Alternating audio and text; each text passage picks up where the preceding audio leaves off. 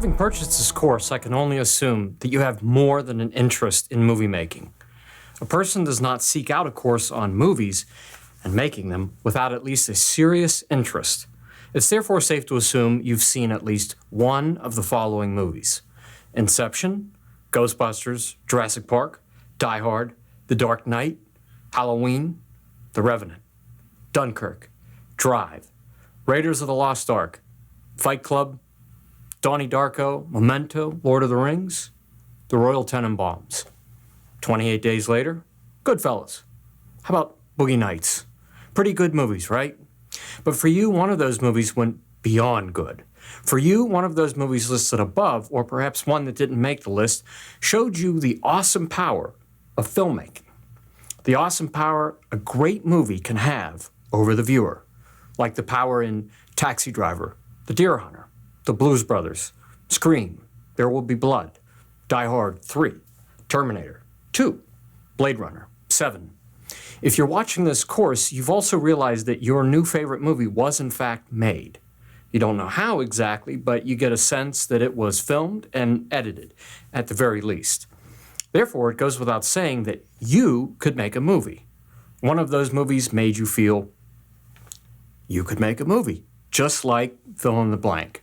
The inspiration, being inspired to make a movie like The Silence of the Lambs, Gladiator, The Matrix, Night of the Living Dead, The Blair Witch Project, Interstellar, Inglourious Bastards, Unbreakable, The Godfather 1 and 2, Paranormal Activity.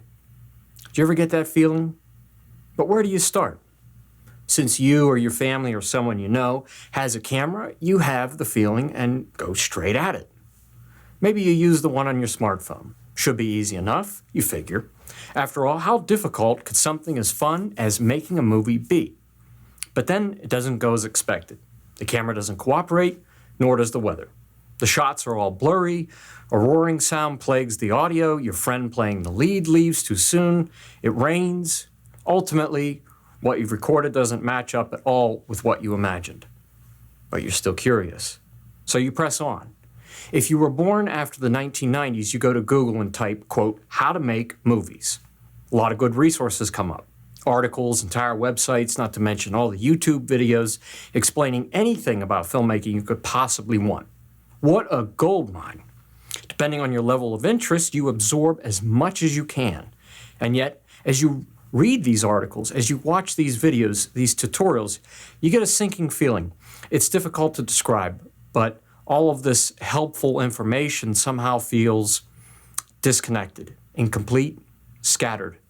It's almost as if the information is being beamed back to you from much older, more seemingly accomplished people who are prescribing a process that is completely at odds with both, one, what you know, and two, what you have. You see something about a script, but what's that exactly? You see something about hiring actors, but do you know any actors? I certainly didn't. You see something about lights, but the ones the experts recommend seem too expensive. You see something about cameras, but no two people seem to agree on what's the right one or the best one. You read up on editing softwares, but again, no two people agree on a single application. And if you somehow get a hold of any of the recommended softwares, you're all but sure to be bewildered once you've opened them up. Have you tried editing yet? Did you feel bewildered? I did. While well-meaning, the information publicly available seems to always parrot the same points. You need money, even on a low-budget movie. Did you know some people consider something like $50,000 low budget? You have to go to film school. You have to live in LA. You need professionals who know what they're doing. You need a great script. You need permits. You need a good lens. You need to think visually. You need good actors. You need a good cinematographer, whatever that is. You need great sound. You gotta get noticed. And the worst of the worst, you gotta be original. When I started learning about filmmaking, none of these rules, of course, comported with anything I was doing or wanted to do. Neither did I have any money, let alone a small amount like $50,000. When I started out as a kid, $100 was a small fortune. 50,000? That's still a ton of money to me, and I certainly wouldn't spend it on a movie. I had a lot of difficulty with all of the rules, especially the LA thing.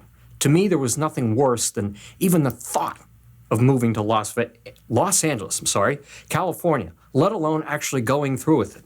I was having too much fun living in Western PA, surrounded by a loving family, pretty awesome friends, great teachers, and even better memories. I was too inspired to go anywhere else. Do you want to move to LA? Smog, traffic, high cost of living. Does that sound appealing to you? Or are you inspired enough wherever you are? You must be if you're watching a course on making movies. You must already have something to say. Why squander that inspiration? Don't worry, you won't have to go to LA or spend $300,000 on film school. Not with this course, not with me as your guide. But who am I? My name is Tom Getty. I'm of this course, 33, and have been making movies since I was 7 years old. I've been learning about movies since, literally since I can remember. My first memory is of watching Ghostbusters. My second memory is of wanting to be a Ghostbuster. Perhaps it wasn't any more realistic to later decide to be a filmmaker. Nevertheless, I caught the bug, and apparently you have too. And I believe they call it a bug because it truly is a sickness, being obsessed with wanting to spend your life running around with a camera, trying to capture the inspiration of your youth. But here we are, and we have to play it as it lies.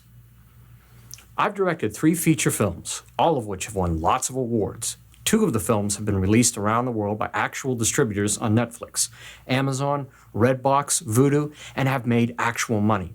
If you haven't already, look up my film Emulation and my most recent, relatively recent, Rising Fear, which can also be found under the title America Has Fallen. You can buy them on Amazon, and I suggest you do as a companion to this course. You might like them, you might not, but they will be of, at the very least, great intellectual curiosity to you and proof positive that you can make your own successful movie. I did literally every job on them, including writing the script, directing, producing, editing, special effects, music. I even played the lead character. And I made all of the movies without money. Or, put another way, I was once like you. And once I developed my own methods, once I stopped slaving away trying to conform to Hollywood methods, once I stopped following the filmmaking crowd, I actually got to do the very thing it is you want to do. I made a real movie. Not a short, even though I did a lot of those. Not a script, even though I did a lot of those too. A real movie, like a movie directed by Peter Jackson, Christopher Nolan, Steven Spielberg, Quentin Tarantino, Sam Raimi, Martin Scorsese, one of my favorites, James Wan, David Fincher, David Lynch, or M. Night Shyamalan. David Lean, Alfred Hitchcock, Francis Ford Coppola, however you want to pronounce it. Stanley Kubrick, Ridley Scott, Wes Anderson, Spike Lee, Tim Burton, James Cameron. These are not people playing around with cameras. These are preeminent artists in our society paid a king's ransom to do something you already do or would do for free. Peter Jackson was paid $20 million to write, direct, and produce King Kong. Christopher Nolan was paid $20 million for Dunkirk, plus 20% of whatever the film grossed. Steven Spielberg on Jurassic Park alone made $200 million. On Titanic, director James Cameron made somewhere between $50 and $100 million. A small payday when you consider that he made $350 million from his duties on Avatar. Of course, all of this is loose change when you consider George Lucas ultimately made over $4 billion from Star Wars. These are filmmakers who create movies that express their own personal vision and entertain millions. Making movies like Alien, Casino, Titanic, North by Northwest, Pulp Fiction, Avatar, Back to the Future, The Sixth Sense, Platoon, Being John Malkovich, The Shining, The Thing, The Prestige, The Evil Dead. You want to make movies like these. But how did the filmmakers mentioned before get to the place where they could finally make actual real movies, like the kind you want to make? Did they know the right people? Did they come from money? Luck, maybe. Of course, That's what people will say. They got lucky. They got lucky. Does that hurt to hear? It certainly always made me feel bad. I never liked depending on the luck business, and thankfully you won't have to either. I'm not going to tell you the same thing about these filmmakers. I'm not going to tell you it's all in who you know. I'm not going to tell you it's all about working a room. I'm not going to tell you it's all about being in the right place at the right time. I am, however, going to tell you how all of those filmmakers got there. Not only am I going to tell you how they got there, I'm going to show you how you can do the same. Would you like to know that? Would that be interesting to you? To know how Steven Spielberg, Martin Scorsese, Christopher Nolan, Robert Rodriguez, all of them, all of your favorites, got to the place you'd like to someday get to as well. Because then if you knew, then you too would have a path. And you would no longer be at the mercy of all this uncertain advice about following your dreams and moving out west. You would know exactly what you'd have to do to get exactly where you want to be. Would you like to know? I'll tell you. Ready? The great directors all made it, all became major successes and power players in Hollywood because they all, every last one of them, made their first feature film on their own. No help from Hollywood, no help from anyone with power or money. Christopher Nolan did it, Steven Spielberg did it, Scorsese did it, Robert Rodriguez did it, M. Night Shyamalan did it. Sounds too simple, right? Seems like it should be more of a mystery or more complex. And yet it isn't. Of course, no one talks about this, and with good reason. Normal people only want to hear about glass slippers and winning the lottery. I don't blame them. It excuses them, and myself, from doing the real work. It's much easier to believe in overnight successes. And yet, none of the men mentioned prior, none of them were overnight successes. M. Night Shyamalan, in spite of being heralded as one, his success was anything but overnight, and anything but handed to him. And it wasn't because he went to New York University Film School either. If anything, his success came in spite of that. He, like all of the other directors, had to go out and make a feature film on his own. Then he had to make another film. And then, and only then, after learning all the tenets of filmmaking from the ground up, did he have his overnight success. Christopher Nolan's story is pretty much the same, as is Steven Spielberg's. Although he directed his feature at 18, while Christopher Nolan was a late bloomer directing his at 27. And it's not just them. It's all of the filmmakers. They all had to direct their first feature film on their own. I always found it amazing that Quentin Tarantino's success as a filmmaker, and he is a good one, was generally traced back to him having worked in a video store. Just a simple matter of that. Imagine. What you won't hear is that before he got to direct Reservoir Dogs, that was considered his debut, he had to direct a film called My Best Friend's Birthday, which he made completely on his own. Of course, a privileged few are spared this trial by fire, but they're never one of the greats. They're never one of the masters, because it's actually doing the first feature that lays the groundwork for the filmmaker's future greatness and mastery. Becoming a great director is a skill that cannot be obtained anywhere else, anywhere, but on the battlefield of drilling down and making a feature film from scratch. Does that interest you, or does that scare you? It sure scared me, but that is why you have this course. And this course shows you how to make that first feature-length film on your own. Yes, that's even if you don't have any money. That's even if you don't live anywhere special. That's even if you don't like listening to jargon. I've kept that to an absolute bare minimum. I've created this course to take you from inspiration, whatever it is you want to achieve with the film you envision, to finished masterpiece. I've left out nothing. Are you still worried about money? You won't be after you listen and watch this course. I show you how to answer the money question even if you are broke. Don't have any ideas for a film? Not a problem. I show you how to write, even if you aren't a writer. I show you exactly how to figure out what to make a movie about with tools and strategies to beat the dreaded, oh, that's already been done before, advice everyone seems eager to give you when you're most inspired.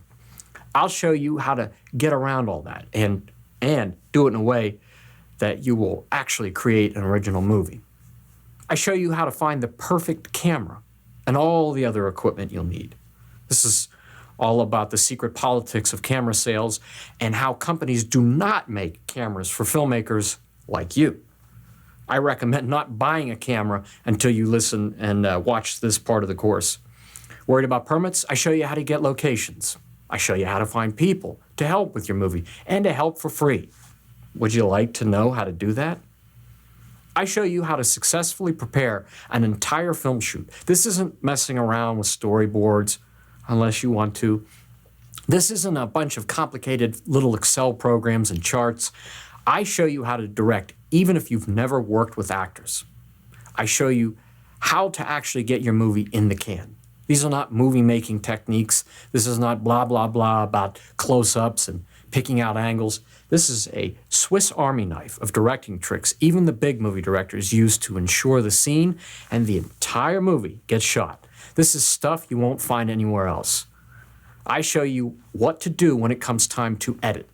This section goes far beyond just mere editing. This is editing and so much more. This is a comprehensive look on how to actually put a movie together and make it shine. I also show you how to get your movie out there, that is to say, get it distributed. Don't worry, this isn't the same old about film festivals and being seen. No, this is what to do with your movie once you're finished and want to actually do something with it. This is getting paid. I have written this entire course in the exact order you will need to receive it. That is to say, the actual way the process more than likely will unfold for you. This is not a conventional course about movie production as done in Hollywood. This is the course on movie production, period. This is movie production as done in the real world. You and I have a long journey ahead of us, a vigorous one. We're talking Bruce Wayne at the beginning of Batman Begins, Frodo in the beginning of the first Lord of the Rings, Matthew McConaughey at the beginning of Interstellar, the Ghostbusters after they discovered the first ghost, and Egon proposed the possibility of a ghost containment unit. We're talking Jake Gyllenhaal at the beginning of Zodiac when he learns of the Zodiac killings and his obsession to capture the elusive Zodiac blossoms into a decade-plus pursuit. We're talking about making a real movie. Are you excited? Are you ready to make a feature-length film and become a legendary director? If so, then let's begin.